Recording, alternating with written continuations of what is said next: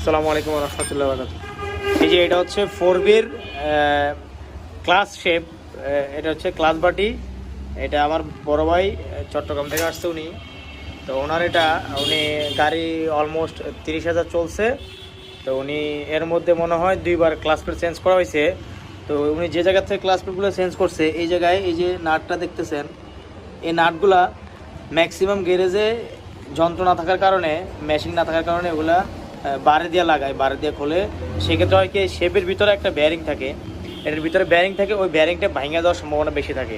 শেপটা অনেক সময় টাল হয়ে যায়, ব্যারিংটাও অনেক সময় আপনার হচ্ছে ভাঙে যাওয়ার সম্ভাবনা থাকে। প্লাস হচ্ছে এই বাটির উপরে কিন্তু দাগ পড়ে, এই বাটির উপরে কিন্তু দাগ পড়ে যায়। তা আমি সবাইকে বলবো যে যারা ক্লাস প্লেট লাগান, সেখান থেকে লাগান, অবশ্যই এই নাটটা অবশ্যই মেশিন দেওয়া খুলবে এবং মেশিন দেওয়া লাগাবে। হ্যাঁ, এখানে তো অন্য গাড়ি পালসার, হিরো গাড়ি, এখানে যে কলকির ভিতরে থাকে একটা নাট, ওটাও ম্যাক্সিমামগুলো বার দিয়ে লাগায়। এটাতে নাই, এটাতে যারই আপনার হচ্ছে কাউন্টার প্রিমিয়াম দেওয়া লাগানো। তো যারাই লাগান অবশ্যই মেশিন দিয়ে লাগাবেন। তো এই হলো ভাইয়ের, এটা এর আগে লাগাইছিল কোপায়া, এখন আমি মেশিন দিয়ে টাইট করছি, যার কারণে এখন মোটামুটি একটা শেপের ভিতরে আসছে আর কি।